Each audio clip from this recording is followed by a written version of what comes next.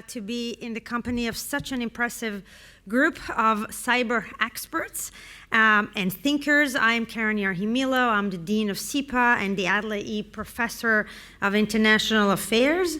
And I'm thrilled to be here with you for this extraordinary conference on cyber regulation and harmonization organized by SIPA Cyber. I want to thank Jay Healy and his team for bringing together this incredible lineup of speakers. I am especially looking forward to the rest of the day. We have a spotlight interview with Secretary Hillary Rodham Clinton and Governor Kathy Hochul, which promises to be an insightful dialogue on state leadership in the digital age. And I'm also looking forward to my fireside conversation later today with Ann Neuberger, who is Deputy National Security Advisor for Cyber and Emerging Technologies, and she's a good friend and an alumna of the school. Both these conversations are sponsored by the Institute of Global Politics, and of course we are fortunate to have National Cyber Director Harry Cocker as our keynote speaker. I guess this is later today. As we gather today, the urgency around cybersecurity and regulation has never been more critical. Cyber threats are not only more frequent, but increasingly complex, with state and non-state actors targeting everything from critical infrastructure to individual privacy. As you know, recent events like the Colonial Pipeline attack in 2021 underscore how single vulnerability can disrupt essential services and ripple across so many sectors, impacting economies, public safety, and national security in ways we could only imagine a decade ago. The rapid evolution of emerging technologies such as artificial intelligence, quantum computing, and blockchain really only further heightens the risk. And so today's conference serves as a really timely opportunity for us to collaboratively address these challenges, to really discuss and wrestle with, like, how can we forge stronger, more resilient frameworks that can protect our digital ecosystems in an era of unprecedented technological change. This is important to me as Dean. This really conference serves as evidence of the vital role that policy schools like SIPA and universities like Columbia have in not only shaping the national conversation. It's not about just shaping the national conversation around issues like cybersecurity, but to really think through how can we forge a path, how can we think about solutions. And so today's conference builds on SIPA Cyber's impressive achievements, especially as we approach its 10th anniversary, which is pretty, we should have a round of applause for that. That's absolutely true.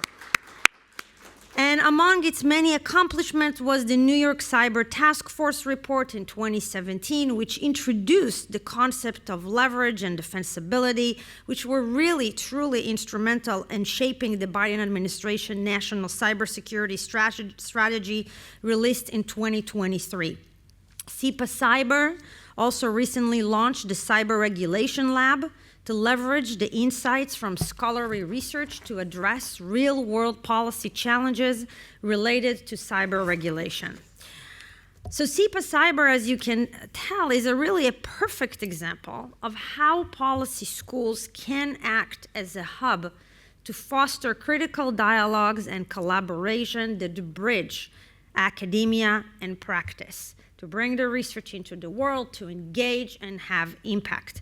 And under the leadership of our outstanding faculty, our permanent members, Jay Healy and Erica Longergan, along with adjunct Neil Pollard, Beth Cartier, and Evan Wolff, SIPA Cyber is carrying out cutting-edge research, building expertise, and most importantly, mentoring our students to become future leaders in this critical space. And I meet with those students, and this is a very valuable part of their education here, and for many of them when they came to SIPA in the first place.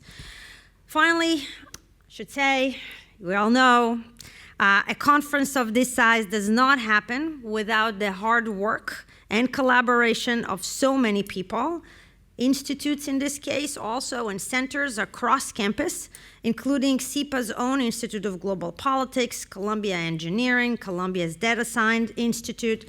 And I want to thank these partners as well as some of our corporate sponsors, our founding partners, Google Cloud and Microsoft, as well as JP Morgan Chase, Venable LLP, Crowell and Morning, and Kindrill, whose generous support has made this event possible. I really thank everyone who really supported and helped this program in various stages. So now it is my pleasure to introduce someone who needs really no introduction in this room. Jay Healy is a senior research scholar here at SIPA, an affiliate faculty member with IGP and the Saltzman Institute, and the visionary behind the CyberSecurity. His leadership in building the cybersecurity program at SIPA has helped countless students embark on careers that span the White House, civil society, Silicon Valley, and from his time in the U.S. Air Force intelligence officer to his role now as founding member of the Office of the National Cyber Director, and now helping us launch the cyber program here at SIPA. Jay has been at the forefront of cyber policy. We are truly lucky to have him, and thank you, Jay, for doing this and for convening us today. Thank you very much.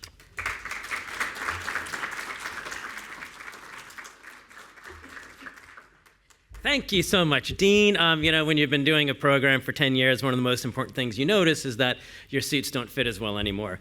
I'm super excited today. Go and get the special mustache wax kind of day that you don't do, because this is just an exciting day and a half that we have for you. Especially, I was talking to one of my colleagues earlier, and he noted that this is the first time, or we had realized that this is the first time that many of these people are going to be, important folks are going to be speaking since the election through the panels, and you'll see that as a theme. But also, it is one of the last times that many of these people, especially from the administration, are going to be together on the same dais, certainly here in New York. And that gives us this great opportunity to reflect on what we've been able to accomplish in this administration and the administrations prior, both Democrat and Republican, and what work remains to be done. So, administrative stuff. All of the bios and the agenda are on the website, which the QR code is on the back of your badge. The Wi-Fi is Columbia University, no password. Keep your badges visible, just for security reasons. Coffee breaks are going to be out in the lobby. The food is in the overflow room 1510, which is just down the end of the hall. Bathrooms, head out and take a left at the elevator. Let me just add my thanks to the deans for our sponsors, but in particular I wanted to mention Google Cloud and Microsoft, because they enabled not just this conference, but a lot of important research from myself, from Josephine Wolff, from others. You'll see some of that research in poster sessions out by the coffee, where you can engage with the researchers and read what we've been working on, for example, in what are the drivers of regulatory disharmony or market failures. So the idea of this conference started during my time at the Office of the National Cyber Director, where we were drafting the strategy that talked about regulation and the positive power of government. But it was clear that there was a lot of research left to be done. There was a lot of homework that we still had to do on these important areas. And so my thanks to the team at ONCD, especially Nick Leiserson, Brian Scott, Elizabeth Irwin, who said, yes, Columbia, this homework does need to get done, and they could see Columbia having a role in this. It fits in very nicely with our work on cyber risk to financial stability that we've been doing with the Federal Reserve Bank of New York for, I think we're on our 8th year now in collaboration with the New York Fed on that work. So we're really happy to be partnering with New York State, especially Colin Ahern, Alyssa Zutius, and others there, who are the obvious partners to hold this conference with. Likewise, the great support from the beginning from our colleagues at Columbia Engineering and Data Science Institute. Here at SIPA, great thanks to my deputy, Irva Khan, event coordinator Daniel Aho, and the entire SIPA and IGP teams, especially Christina Shelby, Lauren Hoffman, Susan Lee, Mariana Pecoraro, Lionel Biener, and Brett Essler. Please join me in thanking the organizers who made this happen. Well, that was longer applause than I had paused for, so thank you for that. And I'm happy to say that we are planning on making this an annual event. I'm sure there's going to be major changes in the regulatory environment based on the election. We'll hear from some of that today. So I think it'll be important to have a conference to come back in a year and assess that progress. Plus, there are a lot of topics that we weren't able to include here. For example, I really wanted to include something on aviation so we could hear on everything that's happening in that sector. So hopefully we'll have a topic there.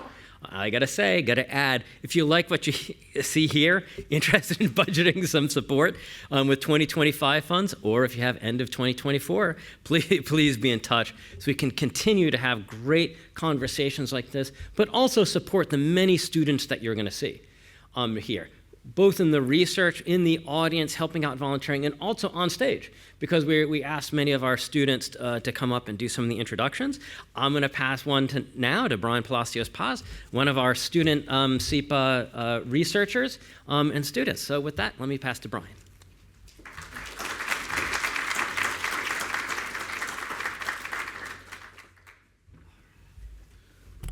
Good morning, ladies and gentlemen. My name is Brian Palacios Paz. I'm a second-year student here at SIPA.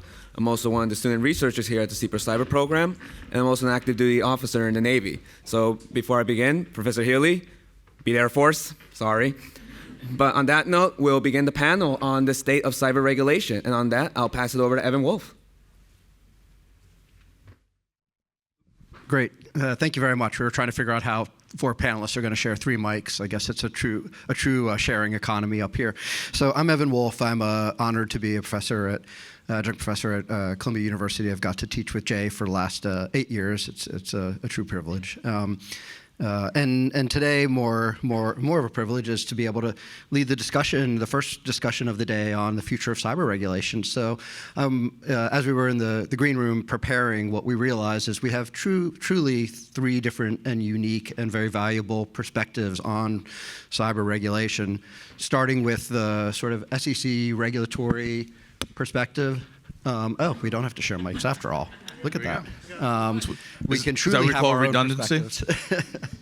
So first we have Chris, and I'm going to ask the panelists just to quickly introduce themselves. I know everyone's bios are in the agenda, but first Chris Hetner, who was a former is currently a cyber risk advisor at National Association of Corporate Directors and former senior cyber advisor, and really built the SEC regulatory regime. Next we have Colin Ahern, who's the chief cyber advisor to the great state of New York, and thank you very much. And then Nick Leiserson, who's over at ONCD, doing the good work of continuing to implement and build the cyber strategy as a cyber director, assistant cyber director. So, Chris, do you want to start off and give a word about how you got here and what you do? And since we have students in the room, I always think it's interesting to hear your path. I love it. It's great. Yeah. So good morning, everyone, and thank you, Jason, for your leadership on this topic. So I'm going to date myself. Back in 1991, I was an undergrad student at John Jay College Criminal Justice, West 59th Street. And I was on the path of criminal justice, following my father's footsteps, who was in the Marine Corps, as well as law enforcement. And I made an interesting shift. I was taking a couple of undergrad courses with regards to computer forensics, and this is the early days. And I decided to really hone in my focus on the intersection between criminal behavior and use of computer systems. And that my whole thesis for my undergrad program was computer security. So that kind of dates myself back in the early 90s. And right during the mid-90s to early 2000s, built and operated a handful of data centers and security operations centers here in the New York tri-state area. So most of my orientation is supporting financial services and banking. I went from the data center, so jeans and a t-shirt, to suit and tie, And my first role in Wall Street was at Citigroup. And Jason and I think had a bit of an intersection there as well. And it was a very unique role in that we built an organization within the corporate investment banking division, heavy capital markets focused, to align the cybersecurity program to the advancements in regulation. So we had the Fed, we had the OCC. These were in-house regulators that were within the organization. And one of the programs that I was responsible for was supply chain risk management. Through the regulatory lens, we actually had a handful of matters requiring attention that got to the board of directors and drove the remediation forward. Went from one interesting organization to another one called GE Capital. That was a SIFI designated a significantly important financial institution as a result of Dodd-Frank. Roughly $500 billion in assets, about 120,000 employees, 60 countries. And they named me as the Global Chief Information Security Officer. And I always joke that's why I lost all my hair. And so I just decided to shave it off. Did a couple of years in management consulting through Ernst & Young, as well as Marsh McLennan Company. And a very unique opportunity surfaced with the Securities Exchange Commission. This was as a result of Dodd-Frank spinning out Reg SCI, Systems Compliance Integrity. And they were mandated by Congress to build an organization that focuses on the financial markets, the U.S. securities markets. And if we think about the U.S. securities markets through the concentric circles, you really try to hone in. There's about 60,000 of these organizations, regulated entities. But if you really hone in on the core, there's about 70, 80-ish that are really financial market utilities. These are highly significant, important, critical infrastructure entities. And so I was asked to go build out the exam organization within the Division of Exams. And I was named as the cybersecurity advisor to both Mary Jo White and Jay Clayton. So I'm a bit of an anomaly in that I was the only senior advisor in the chair's office that transitioned from both the Obama and Trump administration. Left government, and now I'm essentially operating largely in the boardroom on matters of cyber. We have, through the NACD, about 24,000 members. We actually just exceeded that number. And the focus with our mission is to elevate cyber, what I would call upstream into enterprise risk management, into the board, create a proper governance construct around cyber, and really drive effective reporting, effective governance, and risk management. So I really look forward to this conversation today. Thank you. Thank you. Nick, do you want to give a 2-minute version of how you got here and what your background is? I'm sorry, Colin. Sorry. Sure. I'm Colin Ahern. It's a pleasure to meet everybody. Good to see some familiar faces. I'm the first Chief Cyber Officer of New York State, the Governor's Principal Cyber Advisor. And before that, I actually was an adjunct professor at Columbia, actually here at SIPA for a few semesters, which was a real pleasure. So good to see some. I don't know if there's any of the some of my former students, but at any rate, before that, I was the acting Chief Information Security Officer of New York City, and formerly the first Deputy Director of New York City Cyber Command. I helped stand that up from a good idea in a room and a whiteboard to 200 people, $150 million in budget, 800,000 computers under management. Before that, I was in financial services doing cyber threat research and security engineering. And before that, little detour to get my MBA actually at NYU, your sister school down the block. And before that, I was in the Army. I was a company commander in the Army Cyber Brigade. I stood up one of the first cyber combat mission teams for the Department of Defense. Did some other national missions in the DC area. And before that, I was an intelligence officer deployed a few times overseas, including with the 101st Airborne Division to Afghanistan twice. So kind of a somewhat, somewhat traditional counterintelligence, counterterrorism background, kind of signals intelligence cyber, which is sort of one of the, there was the gentleman who introduced us who's a Navy guy. So that's kind of one of the paths that before these great schools existed, and you could kind of get a degree in this, you kind of had to they sort of shoehorned people in from CT and from SIGINT and stuff like that. And they said, hey, you with the face, you get over there, figure that computer stuff out too. But that's all good, right? So there's many, many, many ways to be a cyber professional. So I came in kind of from the intelligence and the intelligence operations world, which is certainly not the best way. I think schools like this, John Jay's got a great program at, and there are other programs kind of just around New York that do really, really phenomenal stuff, not just in policy, but in the computer engineering and other things. So really looking forward to this discussion today, and thanks for having us. Just give us a second to edit out the references to NYU and John Jay. But Nick, do you want to quickly talk about yourself, not referencing any other schools other than Columbia, please? We've got New York represented here. Yeah, Nick Leiserson. I am an Assistant National Cyber Director in the Office of the National Cyber Director. Thank you, Jay, for putting this conference on. The most exciting news I've heard today is that there'll be another one. This is a very wonky topic, and it's exactly the kind of thing that we love at ONCD. My background's actually in computer science. I was a comp sci undergrad. I spent my summers being a software engineering intern, and then made the very logical and rational decision to give up lots and lots of money and go work for $30,000 as a staff assistant on Capitol Hill. I worked for Congressman Langevin of Rhode Island, who is really the father of cybersecurity policy in the House of Representatives, for 11 and a half years. I was in my 4th day in his office in May of 2010 when he introduced the Executive Cyberspace Coordination Act, which was the predecessor, 10 and a half years later, of the National Cyber Director Act that created the Office of the National Cyber Director. I joined ONCD as our Deputy Chief of Staff in December of 21, and then moved into my current policy role in August of 22. So I've been there since the very beginning. And this topic of regulation fits squarely in kind of the portfolio, the team that I work with at ONCD, and looking at, based on some of the great work that the New York State Cyber Task Force did on leverage, at how we can maximize our policy leverage in effectuating the vision that the president laid out in his strategy. Thank you. I think this is clearly a panel first, since everyone sort of created their own path forward in what they did. And just in addition to being your moderator and professor, I'm also, I guess, a sponsor and a member. I'm a partner at Crowell and Mooring. I started and run their cyber and privacy practice. I've been a cyber lawyer for 18 years.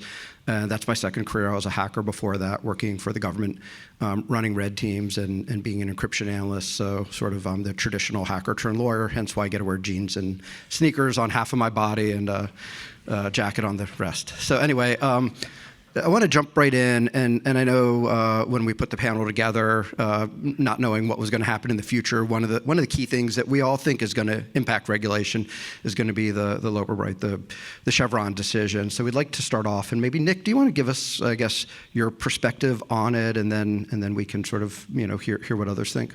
Yeah, absolutely. So I think, a lot of change in the air. This is part of the change that's in the air, is how are we going to see the regulatory landscape be affected by Loper Bright? I think, the main takeaway is we don't know yet, right? There is a whole host of, and one of the things that we think about a lot at ONCD is the vast array of regulators in the federal government that have some sort of authority or actual regulations on the books for cybersecurity, and how the Loper Bright decision will affect them is going to be very fact specific, very statute specific, and also based on a bunch of law that is not at all settled since the Supreme Court handed down their decision.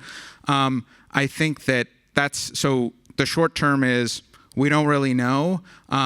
There's been a lot of effort in this administration to make sure that we are, where we're using cyber authorities, being clear that in many cases they're derived directly from security and safety authorities where there's not a lot of ambiguity in the statute, but how that ends up getting interpreted in the courts is kind of, we shall see. Going forward, though, I do think there will be, having started on the Hill, there will continue to be a lot of interest in working with Congress to codify regulations where we see them as being particularly effective.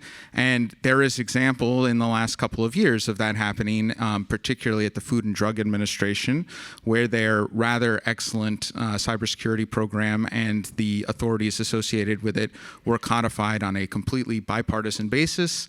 The lead sponsor of the act that did so was a Republican congressman from Texas who said, yep, this is clearly necessary. We want our medical devices to have a high degree of assurance when it comes to their cybersecurity.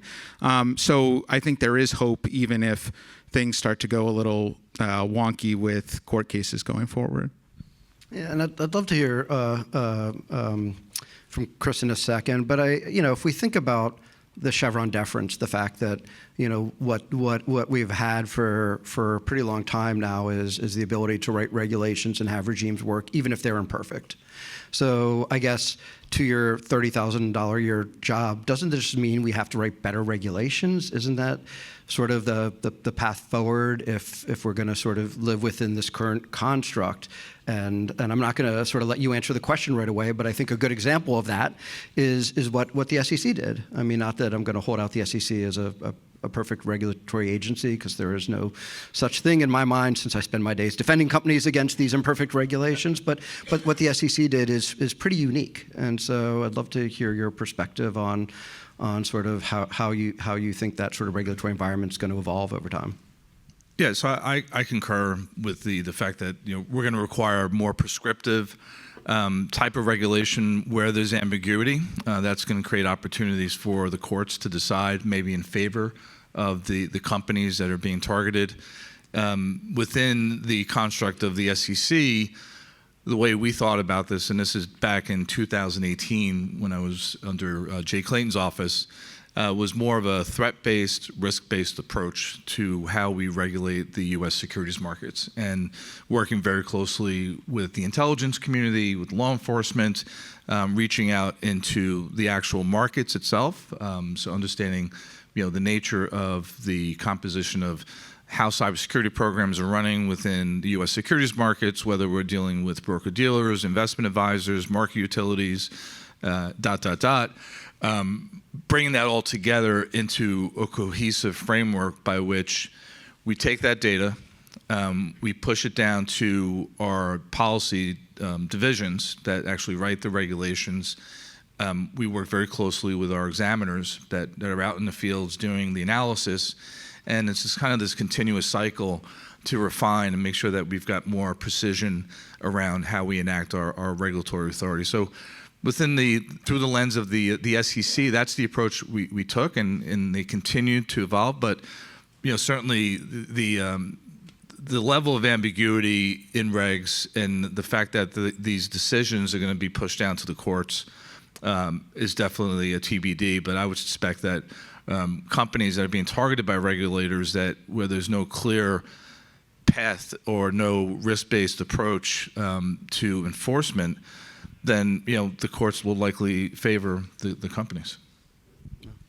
I guess I should be cheering now for that, but I don't know if I quite believe it yet. So we'll TBD. We'll all look at our regulatory crystal ball. I want to turn to next, and since I have sort of the Fab 3 for cyber regulations in terms of both experience and perspective, I want to look at sort of different types of regulatory regimes and sort of the efficacy of different types. And that's the fun thing about working in cybersecurity is a lot of it is new. And while we can look at sort of the 40-year history of environmental regulations in the U.S. or the 100-year history of regulating other financial and other markets, in terms of cyber regulations, where as I said, the Fab 3 is a true statement because everyone here has both extreme experience and different perspectives. But Colin, since you have a very important both state and previous experience on cyber regulations, you want to give us your perspective on that?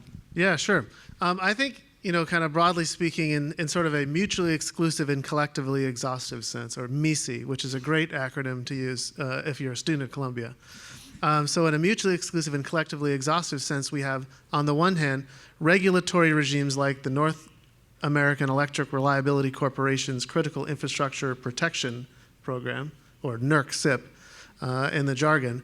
And the NERC-CIP regulates one very specific but very important thing, and that is the collapse of the energy grid. The only thing it regulates is under frequency and under voltage load shedding leading to grid collapse. That's the purpose of the regulation. So anything the light touches that could impact that outcome, which they are, because of federal law, purported to exclusively regulate, it is within their regulatory auspices. So they regulate how you run an energy distribution utility. They regulate how you generate power and move it across the grid. They also regulate how and what you do to the computers, the supervisory control and data acquisition systems, the distributed control systems, the voltage meters, the all that stuff, right? But for what purpose? Only a single definable, explicit business purpose: collapse of the grid, right? And so in so doing, they, because of the way that they were formed and the regulatory auspices and the capabilities that they have, the relationships with industry and Department of Energy and all these things, they know a lot about what it means to do that. And they know the specific practices, they know the specific outcomes they want, they write down, they find, they have a huge body, not a perfect body, right? We're not asserting that it's perfect. But one is, they have a single, easily understandable, definable business outcome that leads to anything within the four corners of this, I will regulate, and I therefore know what you are supposed to do and not do to achieve that outcome, right? So that's one. On sort of the other side, you would have things like the New York State Department of Financial Services cybersecurity regulations. That is what you would call a risk-based approach. It's not hundreds and hundreds and hundreds of pages based on decades and 100 years of running energy grids, right? In 2017, it was the first prescriptive risk-based cybersecurity regulation that said to create a level playing field to protect consumer information, right? And to protect the market that we regulate, in this case for New York State's DFS, insurance and state chartered banks, we are creating a regulation. It's about 10, 15 pages long, and it says you have a duty to disclose certain things both to us and to the public. You have a duty to do a risk assessment, write it down, and create policies which are commensurate with the identified business risk. It does have some specific practices. It was one of the first ones that outlined you must have multi-factor authentication, and the reasoning for a overall risk-based approach with a limited and highly targeted set of specific practices is what's called unconscionability, right? Because in a market that is created and regulated by, in this case, a state regulator, it is unconscionable to the public that you would not undertake certain specific practices. But as a general rule, that regulation is as light a touch as possible, but no lighter, right? So that would be kind of the other way to do this. And that creates, arguably, obviously, and we're here to argue it, and you're here to write it down, a set of incentives by which companies are incentivized to understand the risks that their businesses poses to their business operations and the market as a whole, and take practices which benefit not just themselves, but the public more broadly, right? And so those are kind of the two, not perfect, but sort of regulatory frameworks. So I guess somewhere in the middle, and I think we could argue over where in the middle, falls the material risk assessment that the SEC has developed. I'd love to get your perspective both on the efficacy of that, and now that you're no longer there, you can sort of create all sorts of drama and by criticizing it or telling us it's it should be replicated elsewhere. Right. But if you want to talk about that for a minute. Yeah, so I'll put my NACD hat on. How about that? So representing a community of 24,000 board members, we realized that the majority of our membership, and I would say roughly 70%, are still not comfortable with the level of visibility they have in terms of cybersecurity exposure. The metrics and the reporting are highly technical. The substance behind the reporting is lacking that business context. And the board doesn't necessarily have the right structure and frequency of reporting as it relates to cyber exposure. And then lastly, there's a significant amount of fatigue, particularly within the audit committee, as it relates to how that money in capital is being deployed. And because the CISO might come to the board and say, hey, I need another 20 million. Well, you just asked for 20 million. Where's that capital being deployed? And the reality is that our cybersecurity ecosystem are totally overwhelmed and understaffed. They're overwhelmed with the number of vendors. There's roughly 4,000 cybersecurity companies out there. And so getting back to materiality, when we think about the level of disclosure that is proper for a publicly traded company, we think through the lens of how the cyber threat has materially impacted the business, the operational condition, its potential for legal regulatory fines, which, by the way, can be totally expensive. I mean, there's companies losing hundreds of millions of dollars in terms of regulatory fines. Class action suits are not pretty.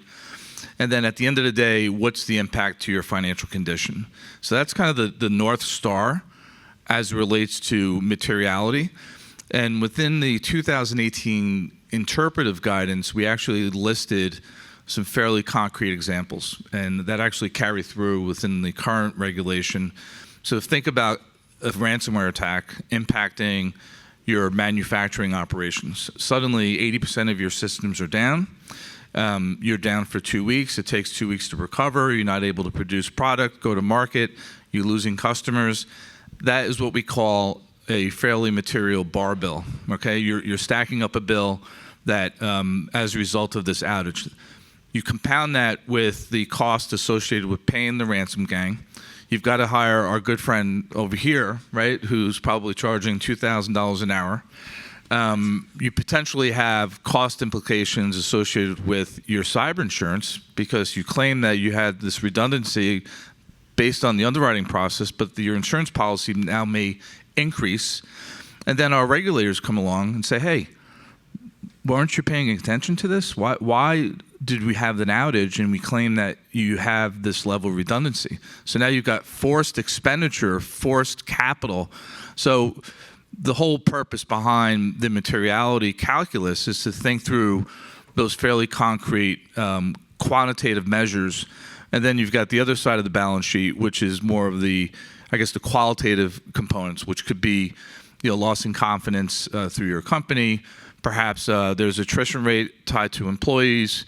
Culture could be deteriorated as a result of lack of transparency between the technology organization and the board.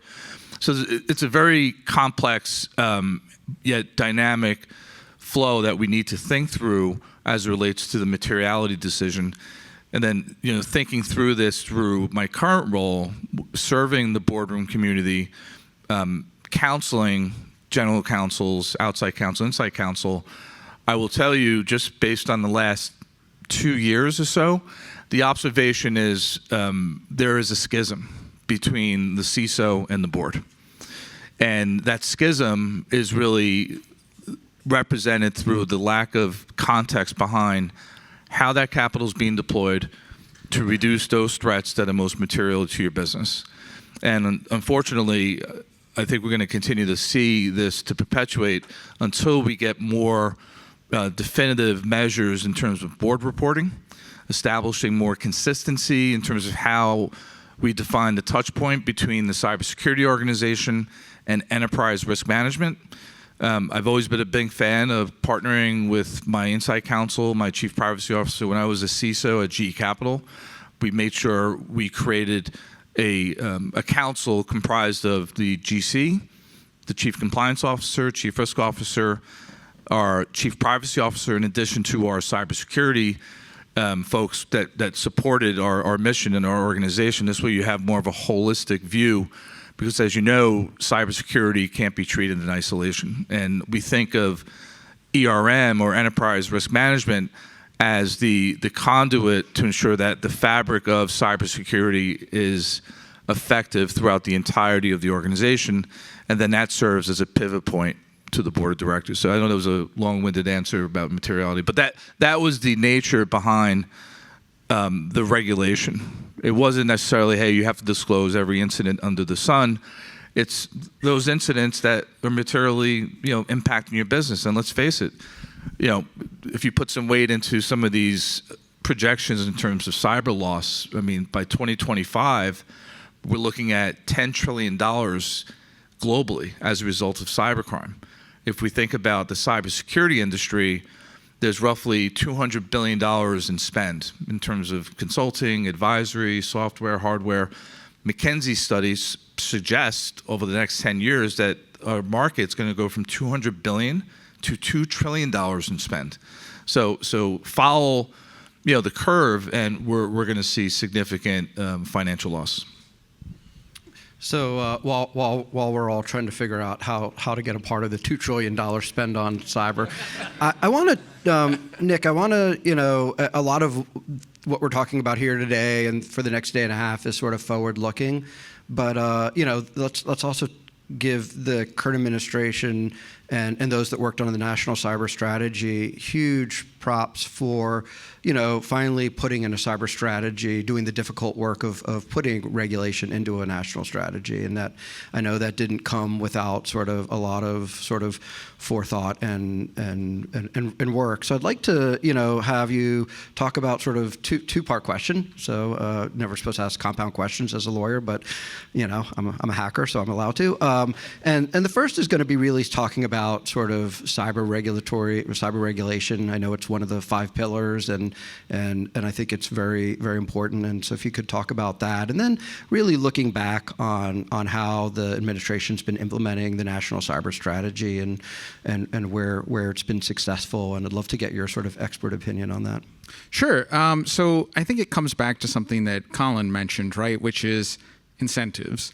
And the key part about regulation in this administration's national cybersecurity strategy is we said the strategic goal is to incentivize long-term investment in cybersecurity and resilience, but we need an all-tools approach. We can't take anything off the table and say, no, we're not going to use this particular, whether it's subsidies or guidance or federal procurement power or regulation. All of those things need to be on the table for how we approach what is an undermanaged risk for the nation, and that is cybersecurity. So that is core to how we approach things in the strategy, is to say, what is the appropriate tool that we're going to bring to the table to incentivize, again, particularly when it comes to regulation. A lot of the focus is on that second strategic shift of changing incentives for the entities that are on the front line, right? This is what's fun about cyber policy, is it is new. It is, you're trying to deal with a national security and economic security, a public health and safety problem where the entities that control and have a lot of the risk are private sector entities. And how do you as the government, when you're used to having control over domains for protecting people, have to work hand in glove with the private sector to ensure that incentives are aligned? What that means, so that's been the administration's approach. It existed before the National Cybersecurity Strategy. When you saw the administration and the Transportation Security Administration in particular step out after the Colonial Pipeline incident and say, hey, we've had these authorities for 19 years to regulate pipelines, something my old boss used to ask the Surface Transportation Division all the time about, maybe we should start using them to improve the cybersecurity posture of the sector. But the cyber strategy really put it into the framework of look for ways to maximize leverage to get the incentives. And there's a whole separate conversation that still needs to be had about incentivizing what. And what are the controls? What are the actual activities that need to happen? That gets into a lot of the metrics conversation. But we also looked and said, okay, and then how do you make the regulations, if we're going to put this as one of the key areas where we're distinguishing ourselves, because if you look at the strategy, a lot of it is built on top of the Trump administration cyber strategy. There are not a lot of documents that came out of this administration that cite directly, like, we are taking the national cyber strategy that came out in 2018, and this is a continuation of much of that line of thinking. The thing that we focused on at ONCD in particular, and full credit to my colleague Elizabeth Irwin, who's here today and who's really led that effort, is effective regulation and what that means in the context of particularly of reducing regulatory overlap and really duplicative compliance. We went out with a request for information last summer. We got responses from 80 plus different entities from 11 different critical infrastructure sectors. And the thing that really stood out to us is, if we're going to use this tool, what we heard back from people who are regulated is, there's a huge problem with duplicative regulations where there's no real understanding of how compliance measures are carried across different regulators. For every regulator, they're controlling the same types of systems, right? So we looked at, in Colin's example of NERC SIP, right? Like the systems, the identity and access management system that you're using that eventually leads to your SCADA system and controls the grid is also used to process things that are related to the Department of Defense and defense contract information. And yet, there's no real reciprocity of any sort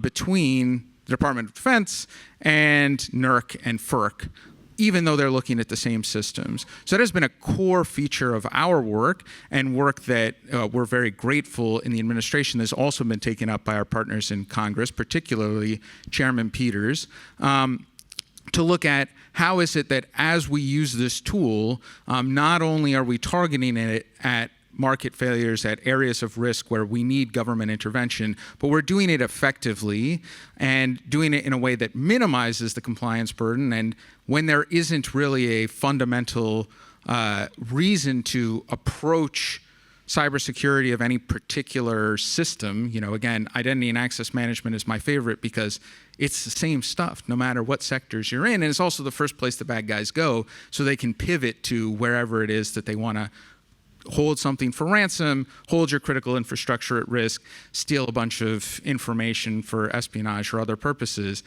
That's been a core focus of like, how do we do this right? And again, I think there is still, there's been a lot of great work in Congress too. And when we look a bit forward, even in the next several weeks, I think there is definitely prospects for seeing some congressional action to help bring all of the relevant parties to the table, including independent regulators, to have conversations about what does a holistic framework for cybersecurity, regulatory harmonization, and reciprocity look like. Awesome. Well, I'm super tempted to ask everyone to put their favorite baseball card or their favorite cyber regulatory control framework down. If we have identity and access management, mine would have to be MFA, and I will let you two answer that question if you want, but I'm not going to put you on the spot. What I do want to turn to is sort of another strategy, even though the National Cyber Strategy is impressive and very comprehensive. It's not the only strategy in town, literally, because New York has their own strategy. Colin, do you want to talk about sort of the role that played specific to regulatory development? And if you want to throw in your favorite security control at the beginning of that, I'd be happy to hear that. Yeah, for sure. So the governor's cybersecurity strategy, which she released in August last year, really rests on 3 pillars. 1 is resilience, 2 is preparedness, and 3 is unification, right?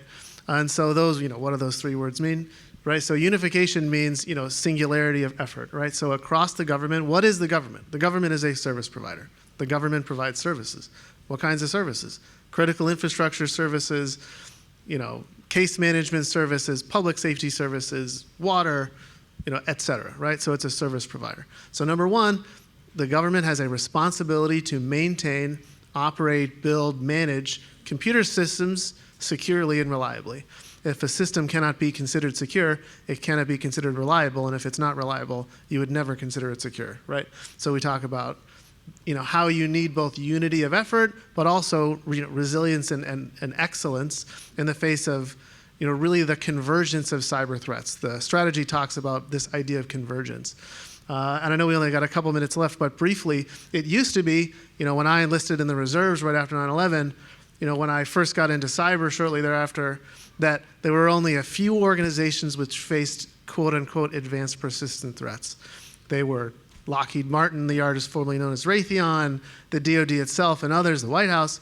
And these are the people that had zero-day exploits, highly motivated adversaries in dark rooms in Moscow Center. That was the reality, is that only a few select people really had to think about extremely well-resourced, extremely motivated attackers, right? Then on the other hand, there were script kiddies, there was digital smash and grab, there was like all these kinds of, AOL, whatever you want to call it, right? There was people who were out for either ideological or monetary gain, but they did not have access to the same kinds of resources. Really, in the last 5 years, that idea has been completely obliterated, with not just kind of astroturfing, where the Russian government and others uses cyber criminals for the purposes of their national collection and other apparatus, but really, the cyber adversaries have access to the same kinds of tools. They have access to the same kinds of capabilities. They are highly developed ransomware as a service, digital economies, which really have a scale which enables our adversaries to use the same tools that 15, 25 years ago only nation states had access to. So the idea of convergence means that for our strategy, preparedness is essential, because you definitely cannot prevent all bad things. That's impossible. But what you can do is have systems that are reliable. You can have processes which are practices. And through unity of effort, you can lead to an outcome for, in our case, the residents, visitors, and businesses of New York State, where we're delivering what we need for them. Thank you. So I have one more question, and then the super awesome students are going to be passing around microphones, so you guys can all ask questions. But I was told that Professor Healy does have a ejector button on all the moderator seats, and if we don't ask this question, we will be banned for life. And so I'm going to ask it trepidatiously and carefully, which is looking forward to the events of the last week. Obviously, none of us have crystal balls. We've talked about sort of what we think are good regulatory regimes. But I think we do want to think about what is the regulatory what does the future regulatory environment look? And I'll ask the question differently. Eject. I'll ask the question a little differently, which is my since we've talked a lot about superheroes and cyber. If you had a magic wand, and you could sort of set a regulatory path forward. Mine would obviously be what I think DoD is doing, which I think is a really interesting approach to the cyber maturity modeling certification. But what would be your forward-looking regulatory regime, magic wand moments that you would look to? And I'll just ask each of you to say what you can or are comfortable with, or just we can have a moment of silence while you awkwardly stare at me, starting with you, Chris. No pressure. So I'll say, I would hope for a continuation of harmonization as it relates to cybersecurity. Like CERCIA harmonization, or what can you talk about? The reduction of duplicity, the reduction of touch points between multiple regulators and a said entity. I will tell you, again, this is 16 years ago when I was a global CISO, we literally spent like 40% of our time proving in compliance. And instead, we should be allocating those resources to defend the enterprise. And one of the areas that I led under Secretary Steve Mnuchin was the regulatory harmonization effort. And I'll give my friend and colleague Josh Magri a shout out. With the creation of the Cyber Risk Institute was kind of a spin out of some of those efforts, in that we were trying to reduce the number of touch points between the body of regulators and a particular entity. We drove towards more, coordination. So instead of having 10 regulators hit the organization 10 times per year, let's maybe coordinate it at once. And then the creation of the Cyber Risk Institute was an overall umbrella that was designed to establish a one-to-many type of approach. In other words, if I had, let's say, to meet SEC, FDIC, FFIEC, OCC requirements, instead of having to conduct individual exams, individual assessments, I would do one unified approach that then drove and aligned to those various types of regulatory requirements. And you can get as prescriptive as you want, such as deploy MFA 100% across your environment. But then the other aspect of this, which I think would move the needle, is how does the deployment of these resources and capital materially reduce our business, operational, financial exposure. And that will get us to a point where we have more of an effective dialogue with enterprise risk management, the CEO, and the board. I welcome Colin and Nick. Do you have anything you want to say on that? Yeah, super briefly, because I do want to hear from the students. I think cyber is one of the few bipartisan issues. I hope that continues. And actually, as the governor said in her strategy last year, we can either succeed together or we can fail separately, right? There's not a middle ground with things like this. So I would hope that this it is a kind of one of the vanishingly small, truly bipartisan issues we talked about, the several members of the committees and of the New York delegation itself deeply involved in cyber care a lot about it, want the topic to advance. So I hope that continues. And Nick, if you want to awkwardly talk about something else, you can now. Look, I agree with Colin wholeheartedly, right? This has been a nonpartisan issue, frankly, for the near entirety of its existence as a policy issue on the national stage. I hope that will continue, and I hope that the focus on reciprocity, right, the end state that we want to get to reducing those regulatory touch points, at least for the common information and communications technologies and services that exist across sectors, remains a focus. What's really important to us is that we set up our successors for success. And in this case, that translates a lot, I think, into getting some of the authorities that Senator Peters, and I should give full credit to Senator Lankford as well, back to it being a bipartisan issue, have put forward in their legislation. And if we can get that done this year, that will really help by getting all of the relevant parties. And this is something that we've seen, in the McCrary Institute's paper for the transition that was written before we knew who was going to win. First on their list of items that they're interested in was regulatory harmonization. So I think there is a lot of good reason to think that this will continue to be a topic that goes forward. Well, since I'm still your moderator for a few more minutes, I want to hear questions from everyone. If you want to raise your hand, I think someone from a mic will come with Mike up here. If you could identify who you are. Hi, I'm Josefina Pido from Chile. I'm a SIPA student, MIA, and I love this conversation. It's very enlightening, but you talk a lot about systems, right? But I want to focus on people. And at the center of cybersecurity, there's people. And when it comes to people, there's a knowledge gap in terms of cybersecurity measures and how to better equip teams with cybersecurity processes and abilities. So we can see it everywhere. For example, in the state, we have Jennifer Paca talking about this issue of cascade of rigidity. And then if we look at even ourselves, how many of us really have a bunch of secure passwords that we change every 6 months? You can raise your hand, I don't know.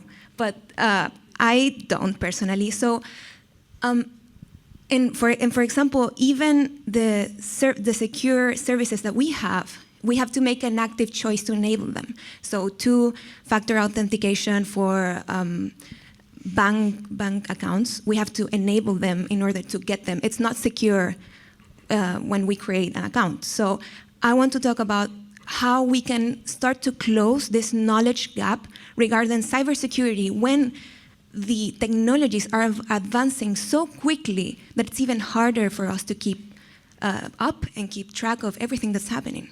Thank you. So as the pro bono counsel to the panel, I am not recommending you answer the question on your personal security habits in any way. But I would love, because I know the National Cyber Strategy did speak to the importance of the human element. So Nick, I'd love for you to talk about that and then welcome others to join in. Certainly, yeah. So I think that our approach to this problem is you need both kind of the bottom up and the top down. So I talked a lot about one of the two strategic shifts in the strategy, which is driving towards investments in resilience and security. The other shift, though, the first shift, is to put more of the responsibility for cybersecurity with the most capable actors in this space. That is technology companies, the folks who are writing the code that we use, service providers associated with them, and the government, right? The government has responsibility too. We're a very capable actor in this space. That is a core part of our approach. And what does that translate into? That means users, and I mean users in the broadest term, from consumers, from the great, residents, visitors, and businesses of the state of New York, to critical infrastructure owners and operators, whomever it may be. We need to reduce the number of choices they have to be secure. We're never going to completely absolve them, nor do we want to absolve them of cybersecurity responsibility, but there are too many decisions that they have to make today, and a core part of the leverage that Jay talks about all the time is looking to reduce the number of choices that they have to make, to constrain their choice environment so that it's like, yes, the default choice is secure. You have to go through 7 screens, as you do in Chrome right now, to figure out how to turn off automatic updates, right? Conversely, we also need to build up. That is the National Cybersecurity or National Cyber Workforce and Education Strategy that nests under the National Cybersecurity Strategy, a major focus of ours at the Office of the National Cyber Director as well. And that is to say, okay, if we can reduce the decision space, if we can help people, only have to decide about the things where they really understand the sensitivity of their data, they understand what happens if this particular system goes down. Are they well equipped to succeed?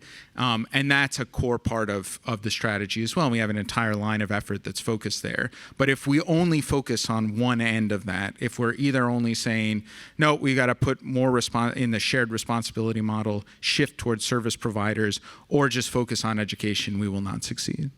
I didn't welcome others to jump in, but I do want to take a moderator footnote because my perspective is from the lens of cyber regulation, the role of attestations in terms of whether you're looking at the DoD cyber maturity modeling certification or attestations that the Civil Cyber Fraud Initiative or the SEC is using, that they are making actual leaders, CISOs and others in companies responsible for these issues, and that is having sort of a bow wave of effects, because when someone has to sign an attestation on security controls, that means there's a higher degree of accountability and responsibility, and I think that single act is actually gonna cause a significant amount of outreach. I'd like to turn to other questions over here up front.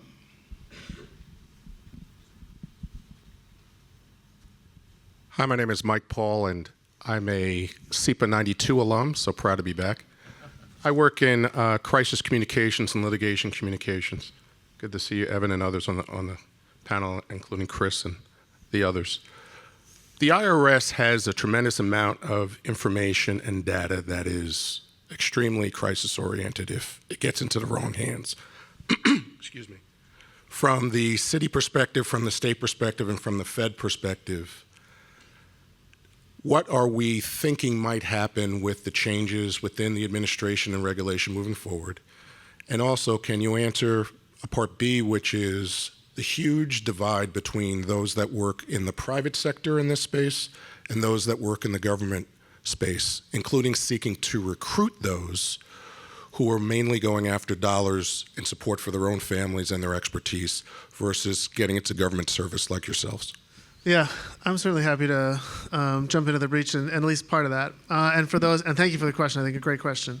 The IRS, the city, any governmental entity that uses income tax data falls under a set of regulations called IRS 1075.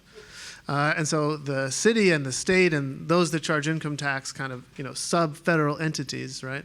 In our political science hats, they're all obligated to follow IRS 1075 practices, which, as was mentioned, is a suite of specific compliance and risk management training and certification practices that the federal government mandates you use to have to get the responsibility to handle personal tax information, or PTI.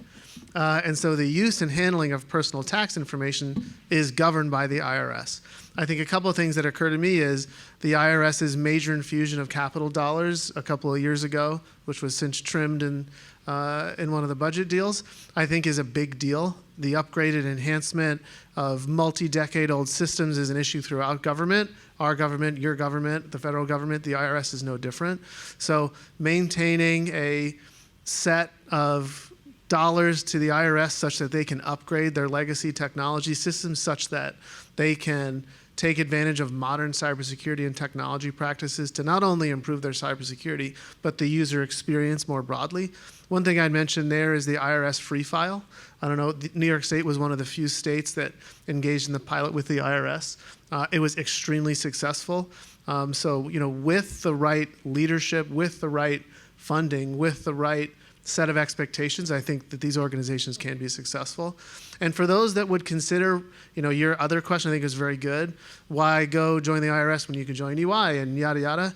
I think that, there are the good you can do in a governmental organization with the right leadership and the right support is absolutely far and away. I've been in and out of government for a while, right?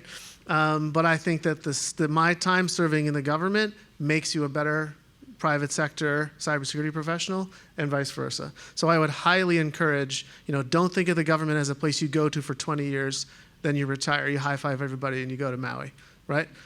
I mean, that would be nice. But in reality, people are moving into and out of government again and again and again. You got people like Professor Healy, you got people like your dean who have really, I think, shown that. You can have an incredibly fulfilling 2, 3, 4 years in the private sector. You can join an amazing team. You can leave, you can come back. So I would encourage, keep your options open and, don't foreclose any of these things. And we definitely need highly motivated young people to join the government, but we need them to join law firms. We need them, to join large retailers, technology companies too. Yeah. So I'll just foot stomp that. While the diversity of the footwear on the panel is commendable, the fact that we've all worked in government and we all sort of have a passion and feel that mission-focused work we did was, foundational to our careers. And I can speak on behalf of all of us that I encourage students. And so we have time for one or maybe two more questions if I can get panelists to be brief. And let's see, I think we have a tie. How about over there first? And if we could ask a quick question, have a quick answer, we'll try to get at least two in. Sorry? Oh, of course. Hi, I'm Leslie Ritter. I'm with Moody's Ratings, and I'm also a SIPA alum. I wanted to go back to Chevron, and I would be very interested in hearing more from you about what sectors will be the first ones to challenge the cyber regulations under Chevron. And my follow-up is, will the new SEC regulations survive? Okay, I'll answer the first one. I think all of them would be probably the question, except for maybe the defense sector because of it being built into their compliance program. I'll let you guys disagree with that, but if you want to talk about the SEC quickly, and then we can get to one more question. Yeah, again, it's TBD. There are other priorities with regards to reducing regulation within the SEC. I would say cybersecurity is probably not a top priority. But just based on my insights with the enforcement teams at the SEC, there could be some clawback in terms of some of their enforcement actions. So TBD, but we will see how this goes. Okay, I guess people should stop writing their checks. On that note, we have over here for the last question. Hello, my name is Kamal Thomas. I work in the financial services industry. Would love to hear your thoughts on how the government has improved its observability into aggregated and concentrated security risk, especially being in the financial services industry. That's something that keeps me up at night, but would love to hear your thoughts how the government has evolved its ability to understand that type of risk from different events we've seen that were, I guess, less understandable or observable at the time, like supply chain risks, vendor risks, things of that nature. Great question. Chris, do you want to start? Well, yeah, I'll start with the Dodd-Frank issued the regulation around Reg SCI within the securities markets, and that was a high concentration of the core market utilities that can have a ripple effect as a result of a type of cyber event, or it doesn't have to be malicious. It could be just supply chain event. And so the focus with the Reg SCI, Systems Compliance Integrity, again, is to take a look at those core market utilities and define a set of requirements to maintain availability, maintain integrity associated with the data. Some of these market utilities clear and settle trillions of dollars a day, so you can imagine an integrity event and unwinding some of those trades and those operations. So that's one example where the government actually took a view in terms of concentration risk. They stood up a cyber command center within the SEC that I was responsible for, and we have continuous, within the commission, touch points with those core entities to make sure that whether it's an IT outage, whether it's a data breach, that we understand the root cause and there's a continuous cycle of improvement. I will just add a couple things about what are we doing about it, right? One thing the president put out the end of April of this year, National Security Memorandum 22, which is focused on critical infrastructure, security, and resilience. A core section of that is putting in national policy for the first time identification of systemically important entities. That work is ongoing right now, which is intended to help ensure that sector risk management agencies, the folks who are working with each of the critical infrastructure sectors, have an understanding of what things are particularly important within their sectors, and then also cross-sectoral risk. The other thing I'll say is a major focus of some of the work that we've been doing on cyber insurance is trying to deal with correlated risk and the ability of insurers to diversify against catastrophic risk, and having more visibility for the government, for insurers just in general, into what some of these areas of concentration risk is a core policy objective of a lot of cyber insurance work that's being led by the Department of the Treasury's Federal Insurance Office. And with that, I'd like to quickly wrap up and thank the panelists for such a great time, and thank Columbia for convening.